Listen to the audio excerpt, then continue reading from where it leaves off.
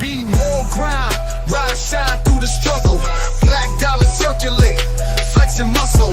Politics and biz building walls like bricks. Motown soul rap mixed in the fix. Tiny cover spitting truth, microphone holder. Past the noise scene, watch growth in the folder. Black biz bright, spotlight in the dark.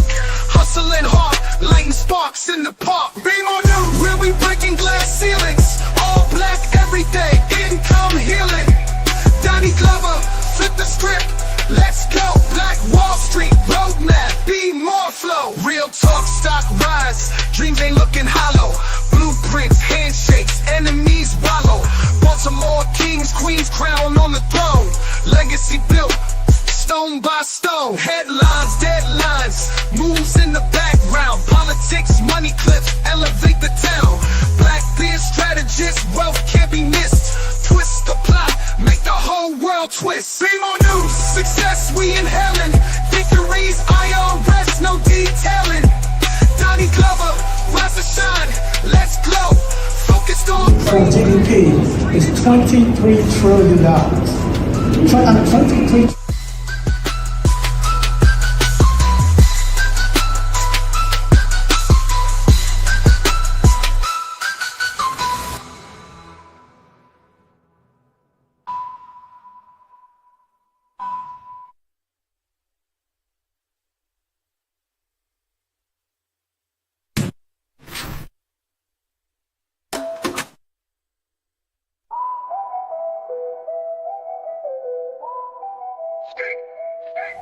Be more grind, rise, shine through the struggle.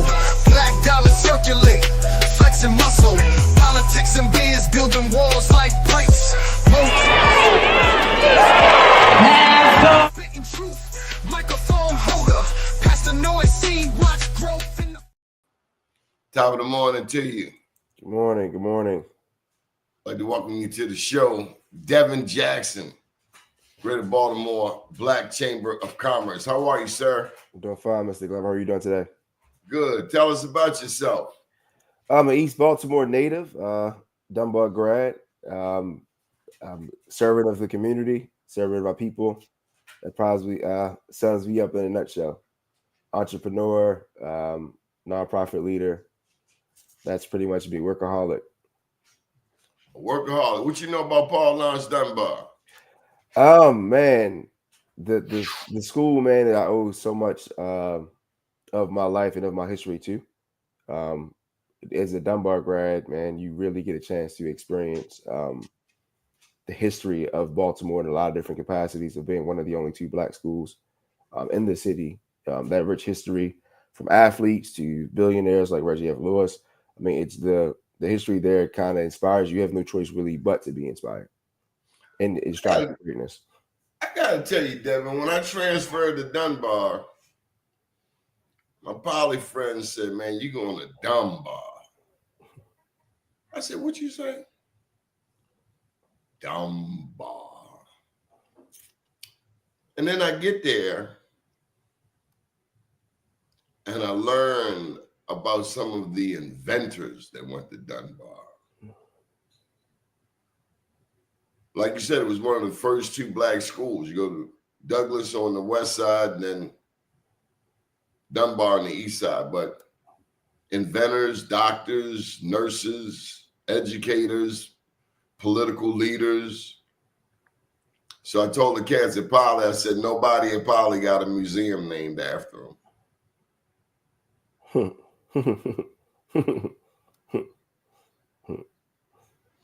So how'd you get into business, Devin? Oh man, that's something that's the only dream I've ever had, was to be an entrepreneur. Like literally, if you look at my high school yearbook, it says businessman, spurge CEO, right? In my senior yearbook. So I've always kind of been this way. Again, just being from East Baltimore, you get a chance to see a lot of things, a lot of entrepreneurial activities. And it kind of inspired me in a way to pursue that. I've always been an idea person. I used to have an idea book, writing my ideas down. My mom still has a few of those, right? My wife has a ton because I never really stopped. And I kind of ventured off early in my entrepreneur career. Shortly after high school, I attended Morgan State. Left Morgan State for a TV show. Did some professional modeling for a while, all to just get money to start my business. Right. So I've been chasing this thing a little over 18 years now. And then the Black Chamber. How'd you come to head the Black Chamber? I think you're the youngest president ever. I'm not sure. I believe Kendrick was close to my age. Yeah, it Maybe was 30, maybe 35. I'm 36. Don't quote me on that. Maybe if he won't claim it, I will. All right. But I've joined the board of the chamber. Got selected for the board. Served as interim president from like July. Became official president in September. And then it's been a journey ever since. But also served as a member first as well, right? Member, then member of the board, and then to president. For those who do not know, what is the significance of the Greater Baltimore Black Chamber? I'll keep it short and sweet. Black business, right? Whether that's advocating for Black businesses, fighting for laws for Black businesses, fighting for procurement like we're doing now for Black businesses, and just really focusing on capacity building workshops. I mean, from start to finish, however we can serve our community in a business aspect, right? Not putting ourselves in a box either, but making sure that we're doing all things business, whether that's trying to develop microloans like we're doing now to serve as a brokerage for our members, or having workshops and different procurement events to raise awareness and advocating for our members as well. How do we grow the membership? That's easy. I believe if you do the work, people will come. I think that's just creating value for people, getting the word out, but really just creating the value so that people can actually see what it is that we do on a larger scale, right? Unfortunately, a lot of times people hear the word Black. Excellence isn't always associated with that, even from our own people at times, right? So let them know that we are, we're Black in name, right? But we're also really good at what we do, right? Because we're fighting for our people. And we're just like any other chamber, whether it be in Baltimore or any other across the world. We're able to compete, especially with some of the new innovative things that we're really, really doing here at the Greater Baltimore Black Chamber of Commerce. So for those who don't know, there is a Baltimore Chamber of Commerce. Yeah, there's several. You have a Greater Baltimore Chamber. You have a Baltimore City Chamber of Commerce, right? You have a Towson Chamber of Commerce. I mean, Baltimore County Chamber of Commerce. There's plenty of chambers, right? But what I would tell people, and I say this candidly, if you're a minority, I don't really see the value as could be as advantageous, because we're not competitors, right? We advocate for what we advocate for, right? Which is Black people. We're not ashamed of that. We take very much pride in that. And we're also open to having dual members, right? If you want to find your tribe somewhere else, great. But we know the strength overall in all the chambers, our strength is in our numbers, right? And we are intentionally Black in the things that we do. And that's not to discredit any other race or minority group, but we are intentionally Black because our people have been oppressed for so long, both systematically and structurally.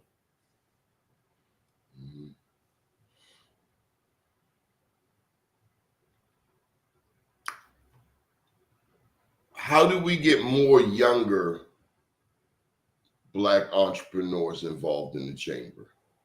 I mean, right now, entrepreneurship is the sexy thing to do. Millennials, Gen Z, and people after me, it's everyone thinks entrepreneurship is rock star stuff, right? I think for us, getting more young people involved is just doing the work we're doing now. But more importantly, we want the right young people involved, right? And that's getting them now out of college, getting people from Coppin State University as interns, Morgan State, and raising them up in business, right? So we're creating the next generation of business leaders, right? Because we all know that businesses fail, right? The data shows it, right? We're not running from it. We know the data shows it. So it's already really hard for people, not only minorities. So we want to create business leaders, right? Not whether they're entrepreneurs or maybe the next Calvin Butler, who's the CEO of Exelon Energy, right? We want to create business leaders, and we are putting things in place to intentionally do that, to make sure that not only are we developing these young talents for us to be business owners, but we're teaching them entrepreneurial skills, and that leads them to a path of 100% entrepreneurship, or being a leader of a major Fortune 500 company as well. Is the same training process for us. Now, you mentioned Calvin Butler. He runs, well, I know he was brought here to Baltimore on behalf of Baltimore Gas and Electric. Mm-hmm. And everybody was like, oh, I got to meet Calvin Butler. Oh, I got to meet Calvin Butler. Mm-hmm. Now, my neighbor just told me he got a $1,000 gas and electric bill. Are we still like, woo, Calvin Butler? I think what Calvin represents is an opportunity that people need to see, right? Especially talking about the youth, because as a Baltimore native, there's certain things I didn't know were possible, which is why I chose entrepreneurship, right? If you told me I could have been Calvin Butler, or I could have been the head of Visit Baltimore, which I didn't even know was existing when I was a kid, right? And that's a $250,000 job. I would have never maybe pursued entrepreneurship, right? Because early on, when I was younger, I thought the only way to wealth was through entrepreneurship, right? Because that's what we saw in our communities. So I think, really focusing on what's possible and inspiring the youth, we need to see people not just as entrepreneurs, we need to see people as business leaders, right? No matter what a bill could be, that the BG&E bills don't really, for me, circumvent the impact that has on the next generation. No different than having Black leadership throughout the city, but we need to see more of these larger companies in Baltimore, right? So I'll give you an example. Let's flip it. What if the Ravens were owned by a Black man, right? What if the Orioles were owned by a Black man? What that would do to our people, inspirationally wise. There's no amount of money, right, that would affect generations to come. Just seeing that certain things are possible. A lot of people like Calvin Butler to come on down and bring these rates down. Mm-hmm. I'm sure. And if anyone digs into the weeds of that, you'll see that some of these were not just BG&E's decision. These things were voted on and passed.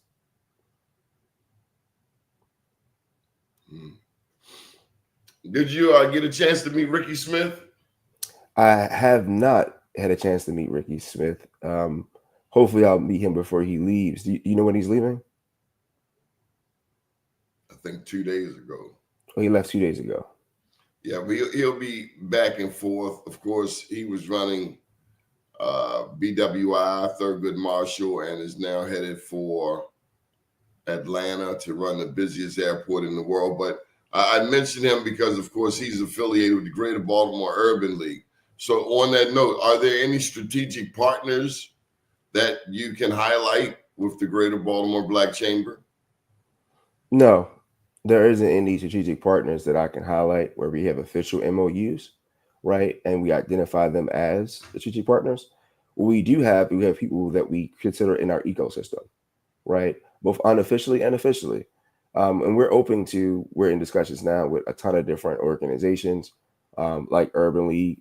We're also talking to NAACP folks as well, especially we're trying to partner with a lot of organizations, honestly, for the MBE experience we're putting together, right? But there haven't been official MOUs or partnerships announced yet. Some of those things are still in the works. But we are open to collaborating with anyone that aligns with our mission and our agenda, whether they're Black, white, brown, and organizations, we welcome them all. So in terms of your skill set, one of the things that you are noted for is strategic planning. How does that work? Tell me an example of some strategic planning for business in Baltimore in 2025. What kind of things do you look at? Yeah, I'll give you an example, right? As you can see my shirt, I lead an organization called the Prosperous Tomorrow, which is a nonprofit 501c3. And we do some really great work in the community, super disruptive. And I just take what I do in my day to day and apply it to what I do at the chamber. And I think most people start businesses looking, they say, well, you got to solve a problem and focus on that problem. I think most people don't realize sometimes that you need to find the opportunity, right? And then from that opportunity, figure out how big that problem is, right? How big is that market, right? Is it going to be short term, long term? Like how big is it a global problem, right? And if it's not, sometimes it's not big enough, right? Because the sustainability of the market size isn't huge.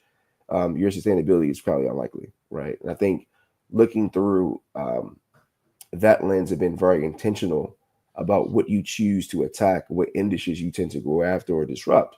I think that's a very strategic plan for most businesses. And I think most small businesses miss that because we're so used to just falling in love with our ideas, right? And this is from a person who loves ideation. So I have to fight my own ideas. I have to fight my own visions at times because I also sometimes realize that truly knowing myself, sometimes I'm ahead of my time with some of my ideas. Sometimes I gotta wait for the rest of the world to catch up for some things I want to do, right? So I have to put things in place and people around me to reel me back in. And I think that's something that most small businesses or as entrepreneurs that we need, right? We need to be able to have visions. And someone told me this yesterday. I was at a Baltimore Digital Equity Coalition uh, coffee breakfast, and someone told me yesterday, really smart gentleman. He said, Devin, you're so innovative. At some point in time, your innovation might become a risk, right? If you're an investor, you're innovating, you want to innovate for 10 years straight, 20 years. At some point in time, the business goes from growth to sustainability. So you're going to need to have someone that can help you keep your business sustainable, right? Again, which is a very intentional strategy, right? To put people in place who have talents around you to save you from yourself. Those are just some of the things that when we look strategically, no different here at the chamber. Have a great board, have a great executive director, have a great chair. We have great committees. We have everything in place to make sure that we're being able to push the agenda. And it's not just me, it's a great team of people who all believe in everything that we're doing and from the mission, and then everything isn't about Devin either, right? So we all get a chance to have a say. We all get a chance to say a vote. And we together come together, use our strengths to conquer the world. Yesterday, you talked about Claude Anderson. Mm-hmm. Why is Claude Anderson one of your thought leaders? Well, I would say principles, right? I like power as principles, and I like the theories overall. Um, I can't speak to everything Dr. Claude Anderson has done, right? But what I will say is I do like group economics, right? And I do think that when it comes to our people, we miss that, right? And it's no one's fault we miss it. We miss it because we're always in survival mode, right? So, which is why we often feel like in our community, there's a lot of gatekeepers. And the reason people gatekeep is because they feel like they're the only Black person that can be in the room, or they feel like they're the token Black guy or the token Black girl, right? Or however else they identify, right? It's because we're always in survival mode because we feel like there isn't enough for all of us to come in. And that's just not the case, right? And here's a quote that I love by Dr. Claude Anderson, right? He says that we have neighborhoods, we don't have communities. And that's just the truth, right? We are not able to sustain as a people without other people. The facts are it's 2025 and we are still consumers and not producers, right? We go out and buy Mercedes Benz 3 times the amount of our counterparts. Okay, let that sink in. Household income in Baltimore City is $39,000, but nationally we consume more than our counterparts when it comes to Mercedes Benzes. When the income isn't Mercedes Benz level, we always have to go show and prove, and we fall in love with the material things, right? Because we're consumers and not producers. And it really, really just gets when you get down to the weeds of it, which is why I love Powernomics, is that Hopkins makes billions of dollars a year, right? Revenue rise. Mercy makes billions of dollars, right? But here we are as a people, we don't have a Black-owned hospital that I've seen in Baltimore, right? Where's the Black clinics? We have Black doctors, we have Black nurses. Why don't we have Black hospitals or Black clinics, right? Who knows how to farm currently? Where are the Black farms and the farmers, right? Throughout our city. So until we can shift from being consumers, a lot of times we are a people who possibly could be extinct because we're not able to produce anything. If anything shuts down and we have to rely on each other, where do we go? Right. I'll give you an idea right now. Everyone's boycotting Target, right? People are boycotting Target. If you don't go to Target, where you're going to go? You're going to go to Walmart? You're going to go to Amazon? Where is our, huge Black-owned store similar to Target? There isn't one in this town, right? So again, until we put certain structural things in place, it's really hard to say the shape of our folks long term as we continue to consume and not produce. And that's, again, it's no one's fault that these things exist, but they do exist and they're not talked about enough. Because again, and this is another great Dr. Claude Addison quote, and I'll end it with this. When our people sat down on the bus, like Rosa Parks, we wanted civil rights and we really wanted to have equal rights and be able to sit where we wanted to sit. But if we owned the bus company, right, now we control where we sit. So that, I think that's the difference. And that's some of the stuff that he talks about Powernomics, which is one of a great read, but also some of the philosophies I do personally wise agree with. Last night, America saw a Black man break a record in this country. Did you see it? Mm-hmm. I've seen clips of it. You talking about Senator Cory Booker, correct?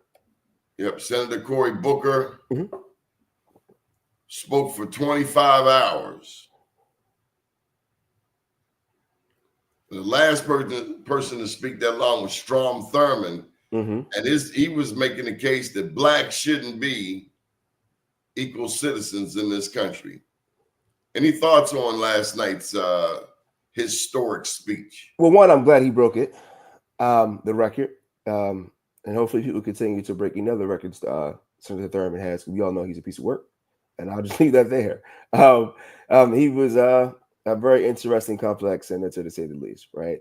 But it's great to see Senator Cory Booker take a stance, not more so about taking a stance against Trump and the administration, but to see someone really fight for what they believe in, right? And to not be able to use the bathroom and fight temptation, to be able to crap up, to be able to sit there and go for it, right? Nonstop. And while continue drinking water and different things, to really stay focused, intentional. And it seems that all the clips that I've seen, he was as enthusiastic when he started, as enthusiastic when he finished. And that's inspirational in itself. So hats off to Senator Cory Booker. But more importantly, what I think is going to do for the country, I'm excited to see. Yeah, he 25 hours. That's a lot of sacrifice. Talking for 25. Yeah. Not just been up, talking. Yeah. 20. He said the longest he had done before was 15 hours. And I say that because right now, as you can see, this country seems to be headed in a downward spiral.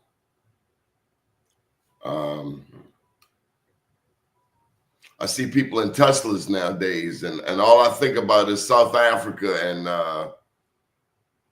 Elon Musk and apartheid and the Dutch taking the majority of the land and Blacks having to live on the worst part of the land. Anyway, going to Dunbar. Did you play sports? No. I got Coach Diego cut me my freshman year. And the funny part is we live in the same street. I joke him to this day. But it's one of the best things ever happened to me. On the football field, in the backdrop of the football field, looking toward the west side,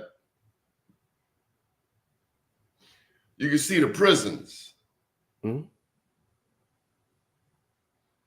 Dunbar Sugarcane Field is not far from Greenmount Avenue. Diagnostic, Supermax, Fishbowl, the old penitentiary, the old city jail, central booking. 21215, 21205, 21216, 21217. 70% recidivism rate in terms of mass incarceration. Can entrepreneurship, from your perspective, help change the recidivism rate of us going to prison? I mean, America incarcerates 1 in 4 people on planet Earth. 40%, nearly 40% of the people incarcerated in America look like you and I. And then Black women are the fastest growing demographic. Yeah, 100% believe entrepreneurship can affect that, right? Because again, recidivism rate, right? The likelihood of returning citizens going back to prison, right? And just in the work that I do, I can tell you, we work with returning citizens under Prosperous Tomorrow, and some of the work that we're doing there is we're doing cybersecurity training for that population, but we're also teaching them entrepreneurship skills, and this is through a program that's funded by Morgan State University and the Small Business Administration, where you get a chance to get your entrepreneurial skills along with another skill, right? And why does this matter? This matter because the state of Maryland has $68 billion in IT and professional service contracts. 68 billion, right? So when we're talking about returning citizens, the ones that I've talked to, the ones that I've engaged with, the biggest thing is they don't really want to revert to a life of crime, right? A lot of them are looking to a way out. However, if you've been selling drugs for 20 years, let's say, the likelihood of you having skills in any other area and your age only 40 years old, what are you trying to do? And, people will say McDonald's or Chick-fil-A, but the minimum wage to raise a family is something that's really difficult to do. So I think entrepreneurship, along with a high paying skill, allows them to make more money. So I'll give you an example. In our training program alone, we train professionals in AWS cloud practitioner. And if you just take the time to Google that salary, you'll see that it ranges anywhere from as low as 90,000 as high as 180,000, right? Based on experience. Now, there's a person in our class, I won't say his name, recent graduate, 3-time felon, okay? 3-time felon, but he's also a state contractor, right? So we understand that, and it was an entrepreneur who had to hire him because he wouldn't be able to get hired by the state directly, given his record. However, because of contracting and these opportunities and the skills that we can introduce our returning citizens to, right, we have seen a reduction in the recidivism rate. So I 100% believe entrepreneurs can play a huge part in that, especially when we're deciding who we want to hire to do what and how we want to train. So I think it's a great thing. If we don't do it, who will? Devin, you're a fan of Claude Anderson. What about George Frazier? One thing George Frazier's talked about as of late is our marriage rate. Said if we're going to improve Black wealth, we've got to be more married. You look back at a Black America in the 30s, the 40s, the 50s, Blacks were the most married ethnic group in America. And now we have, we're like 30% married. Any thoughts on the interrelationship of marriage, wealth, and growing businesses? Yes, I'm biased when it comes to this. My wife and I have been together over 20 years. We've been married over 10, 2 lovely children, Chase and Maverick, 17 and 6. So my thoughts on it, 100% biased. 100% believe that, again, just going back to group economics, right? It's easy. Life is easier when you have two. When I'm out in the community all day long, serving the community or out running businesses or teaching classes or taking meetings, my wife is, my counterpart home with the kids and being able to help sustain certain things. And then when I pour into everyone else, there's someone at home to pour into me, right? To keep me motivated and keep me rejuvenated. So again, I'm a little biased. It's just something that I've seen work for so many people in my friend group alone. I tell my buddy a lot of times when he met his wife years ago, he used to work at the circus, right? Work at the circus, cleaning up manure behind lions and elephants, right? But now he owns 3 different restaurants. So it's can't really explain it. But I'm a Christian, and the Bible says, he who finds a wife finds a great thing, and that's something I believe in, and it's something that I've seen firsthand, not only transpire my life, but transform so many others. What other business leaders do you study? Man, I got a long list.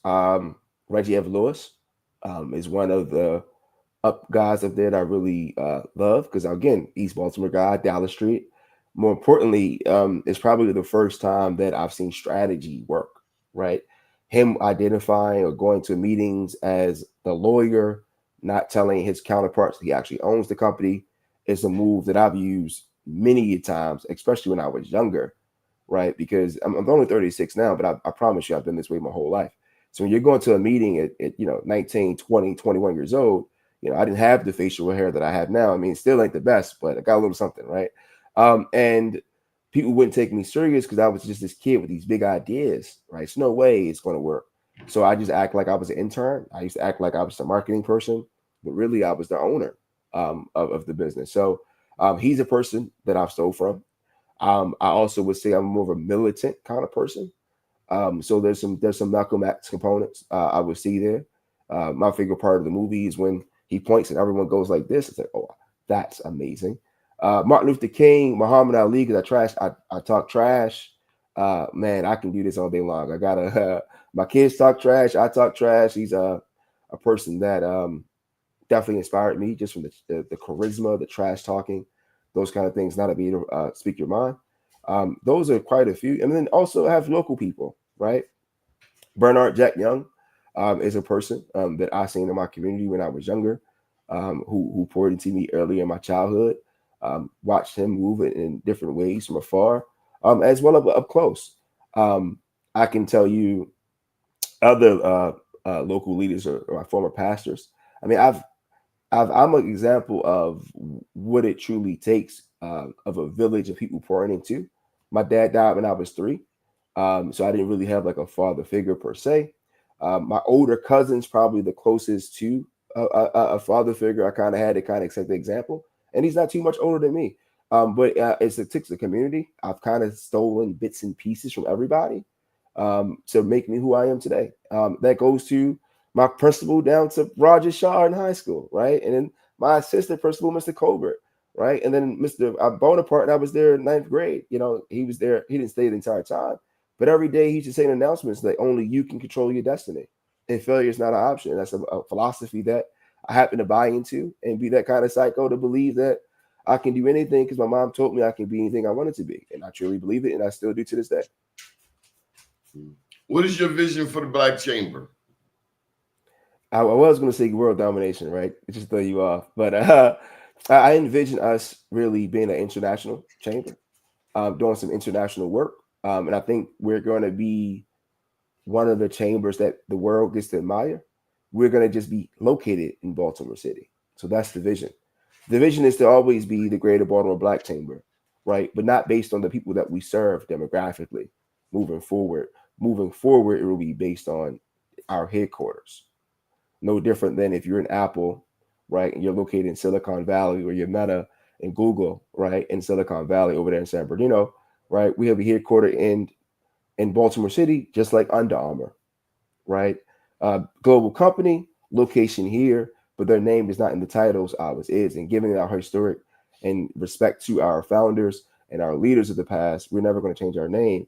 But the goal is to advance Black people and Black businesses across the world, right? What does that look like? That looks like setting up MOUs and Ghana and different places to figure out the problems they're having, how we can support them, which is a real thing that a lot of chambers are doing. We're working with USBC, which is U.S. Black Chamber of Commerce. They're doing some really great things across the country as well. So I believe that's something that not only that could be replicated, I also believe it's something we can also take to another level, right? And that's no disrespect to any chamber that exists, Black, white, or indifferent. It's just my competitive nature. And I also believe it's doable. And Baltimore is filled with so much talent, which is why so many companies are still moving here. Like far as tech companies, right? I believe we're going to be Silicon Valley East, giving the new trains and different thing companies. And I expect the chamber to play a large part of that moving forward. Because I believe in the past, sometimes the chamber has been overlooked, but those days are far gone. That I can tell you. Devin, are we interested in Africa? Are we as a community ready to embrace the potential of doing business in Botswana, Namibia, Ghana, Ethiopia even. I was in Ethiopia, and they got these goats. And you just look at the goats, oh wow, Ethiopians got a bunch of goats. Come to find out, these are the goats whose leather is used to make Coach bags. A lot of people don't know the history of, the relationship of Italy and Ethiopia. Mussolini, that was the only country to occupy Ethiopia in modern times for a couple of years, where the rest of Africa was colonized and carved up. Ethiopia has been able to maintain its independence. Some even call it the capital of Africa, oldest airline. Are we as a people, Black people? I mean, I know we go to Dubai. Everybody wants to go to Dubai. But are we really ready to dive into Africa? I mean, all of Europe has diamonds, gold, bauxite, the stuff in cell phones. Are we ready for that? Yes. And again, if you're not, and I say this respectfully, right? If a person isn't thinking global, regardless of the country, if you're not thinking global, then you're wasting your time, right? My background is e-commerce. I've been in e-commerce 20 years, and I've been shipping products around the world for 20 years, right? Which is kind of why I've started the nonprofit that I lead, because we have to think globally. The internet and technology, it integrates everyone, right? So I'll give you an example. We might not, as a people, be ready to adapt Africa or different parts as yet, right? Because conceptually, we got to really take our time, do our due diligence to understand the culture, right? So we're not being offensive, and we're not, out there just trying to lead the blind and be ignorant, right? But when it comes to dollars and cents, and you're looking at Africa, or you're looking at Kenya, you're looking at, I'll give you an example. Right now, virtual assistants are booming, okay? Typically, you can get your virtual assistants from the Philippines. You can get virtual assistants all over the place. However, in Kenya, you're going to get a great person, speaks an amazing English with the accent, and then the cost of said cost for assistant going to be very similar, right? So do I see us over there going to dominate? No.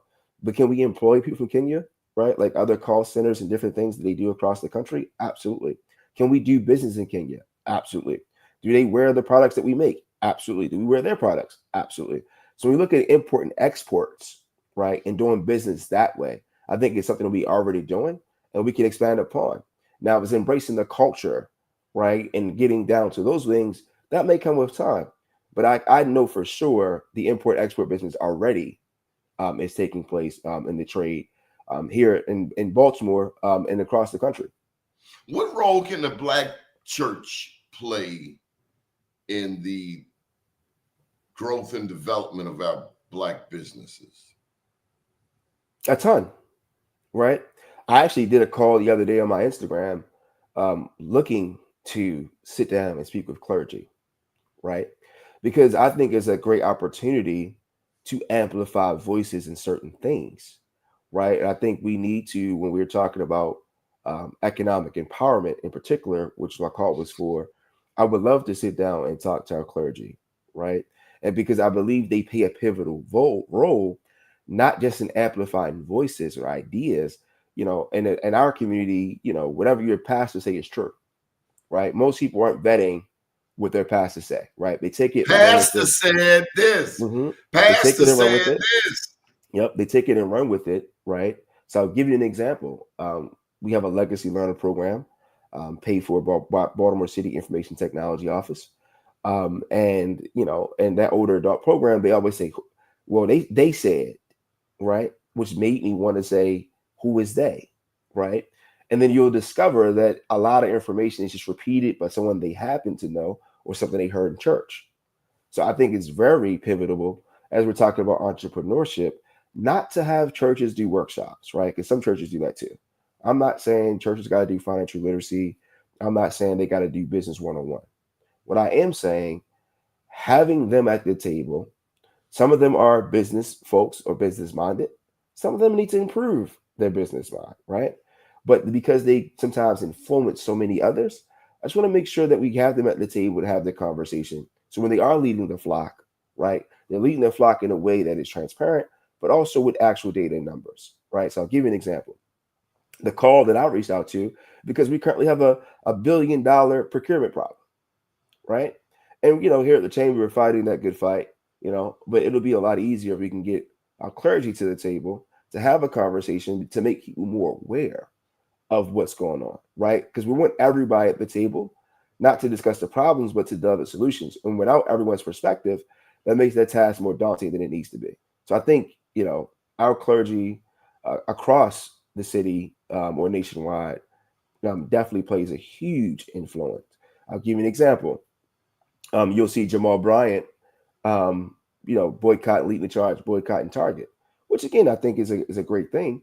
But it'll be great to see Jamal Bryant at our procurement event for sure, and hopefully that he does make it because we did some invitation because we want to also talk about economic empowerment, not just boycotting. Let's get some power from the actions that we're taking. So I would love to have that conversation with him or any other clergy. Well, I've been hearing some good things. Now I got to put my god brother out there, Bishop Elliott from the Lord's Church up in Park Heights. They paid their church off years ago. You know how some churches got a building fund for like 55 years? Mm-hmm. No, they paid the church off in a few years. They bought the property next door, self-sustaining. But there's another church, and you mentioned Jamal, the young man who inherited or who succeeded Jamal, Pastor Turner up there at the Empowerment Temple. I've been hearing a lot of and seeing a lot of them on social media. And I mentioned the Black church because, as you well know, we collectively, nationally, have $1.6 trillion in annual disposable income. That's the equivalent of the 13th largest economy on earth. There's nothing we can't do. I mean, the church could play a pivotal role in helping our returning citizens and helping our businesses. I found that a lot of times I don't know what you do. You don't know what I do. And we walk past each other every day where, man, one conversation, two conversations, we may be two conversations away from $1 million, not realizing it. Mm-hmm. Yeah, it happens every day. And again, it's because we're in survival mode, right? So even if your godbrother paying the church off, that's group economics, right? The church collectively, right? Let's just say they had 2,000-3,000 people, members, right? Coming together, a joint goal to accomplish something. That's something that you don't see throughout our community entirely, right? And they up in Park Heights. I mean, we've really, I'm all for, a little black eye suits and little seersuckers suits and black sundresses. But I think we party enough. I think we have really mastered partying. I want to see us master the money. Let me say, they got the Preakness coming up. Mm-hmm. You going to Afro Preak? Okay. All right. But what about those businesses around the racetrack? The Caribbean restaurants that hold that neighborhood down all throughout the year. Max's, Blue Caribbean, the Trini spots. When the Preakness comes, those businesses are virtually shut out of the process. Tens of thousands of people come through Park Heights, and it's like, are we getting any of the business? So I want to just say this, right? And I never try to speak for people, but I am going to try to speak for Dawn Moore, right? Our First Lady of the state. She's been leading the charge in the Preakness Festival. They're actually starting the Preakness Festival in Park Heights to actually add value to those businesses, right? Intentionally add value to those businesses and have more of a visibility for the area in general, right? So the Park Heights Renaissance is really leading that charge as well, which is another great organization. I was on a call with them earlier this week, Monday. We're talking about, how can we get more involved, right? How can we support them? So I know the goal for this year in Preakness is to set light on those businesses that support that area now and moving forward, because Preakness isn't owned by the state of Maryland. It won't be until I think 2027, 2028, right? So to think that another entity or private entity would benefit our businesses, to me, is highly unlikely. But I do think they've been very intentional. The Preakness Festival, the First Lady, all those involved with the Preakness now and moving forward. The plan is to put that focus on community, which is why I believe the Preakness, I think, is getting redone over. I think it's $400 million, but also more money has been poured into that area as well for housing and a bunch of other grants and opportunities. I believe Senator Hayes also led an initiative related to that over there in that Park Heights Renaissance area. And they have a ton of funding and they're doing some really great things. So I think, again, historically, you're right. I think those things are a thing of the past when it comes to that. I do know, I think Preakness brings in 45 million or something like that. We're trying to get to 450 million, right? And that happens by those businesses being supported, right? If you want Caribbean food, you should be able to go to those Caribbean places, right? And again, even when it comes to Afro Creek, right? I think that's a great initiative as well, because Preakness for a long time didn't seem to always be as inclusive. It's a very elitist event. I don't think it's a race-based thing. I think it's a social economic thing, right? Horse racing in general, Derby, doesn't matter where you go, right? You don't really see too many. There's two sides of the track, literally, right? And that's just not about Preakness. That's just the nature of the sport, right? You don't know too many black people that own horses. It's just says, right, that actually can partake in owning the horses. We do the bet placing, but we don't actually own the horses competing a lot of times. So, I mean, you can look at that as an example. But I do think the focus is truly on developing the entire economy as it pertains to Preakness this year and moving forward, especially when it returns. But I really, truly do, because we're talking about just the conversations I've been privy to. We're talking about busing people, right, to different events to make sure that the entire community in Baltimore City, Black, brown, and different, are definitely a part of it, especially that Park Heights corridor, which is why I think they're kicking off the entire Preakness Festival there. I know you got to go. Anything we haven't covered that you want to touch on? I want to certainly give you a window to get to where you're going. You were so kind to take this timing of the show schedule change.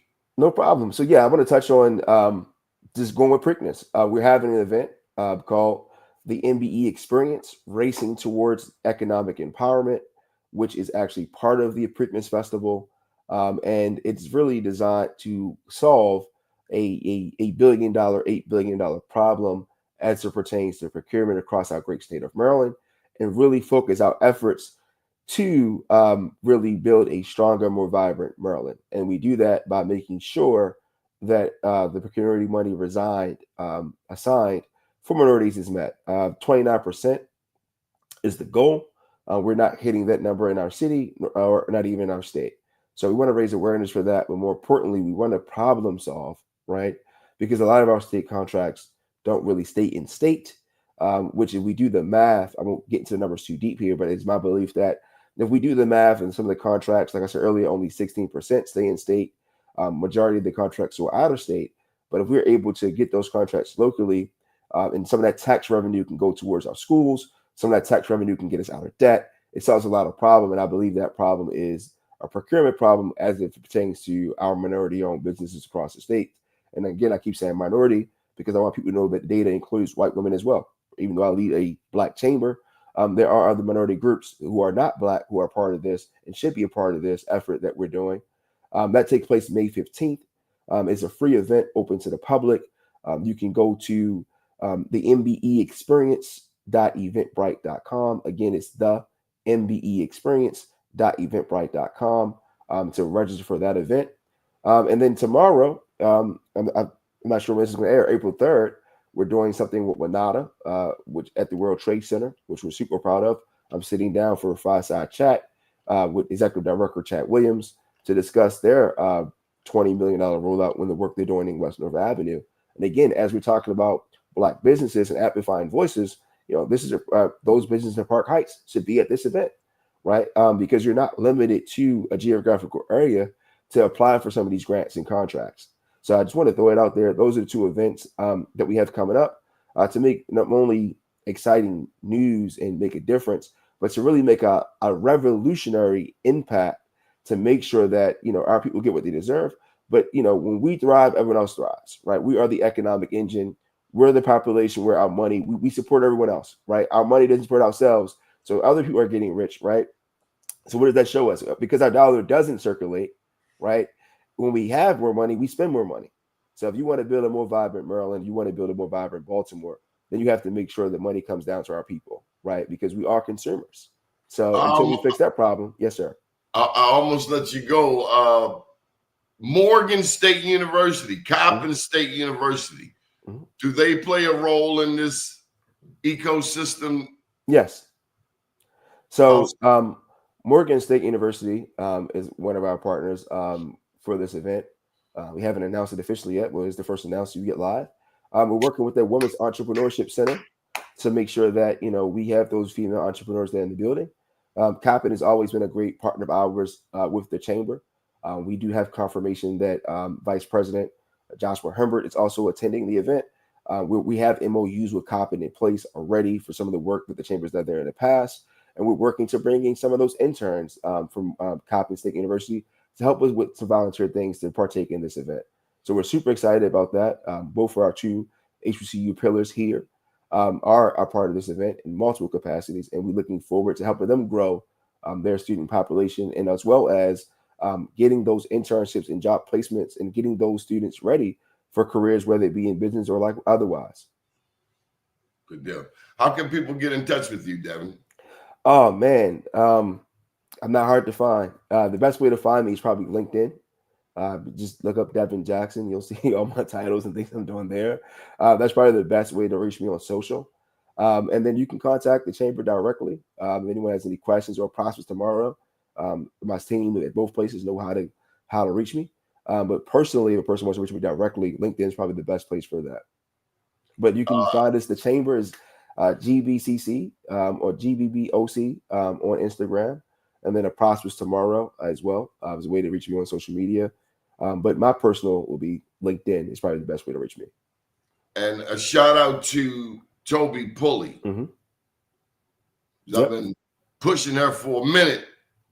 Finally get to where we are today. So I'm really glad Toby is there. I've known her for many years, and she promised this connect would actually happen. So we're glad to have you, Devin, and however we can be supportive, please come back on the show. Please use the show, and as well as our other resources. We got to get you on a TV show. We got to get you on WEAA tonight. Well, actually airs Thursday at midnight. You're going to be on Hip Hop Chronicles. Looking forward to it. Yes, sir. Thank you for your time. Top of the morning. Thank you, Doni. Yes, sir. Good morning, world.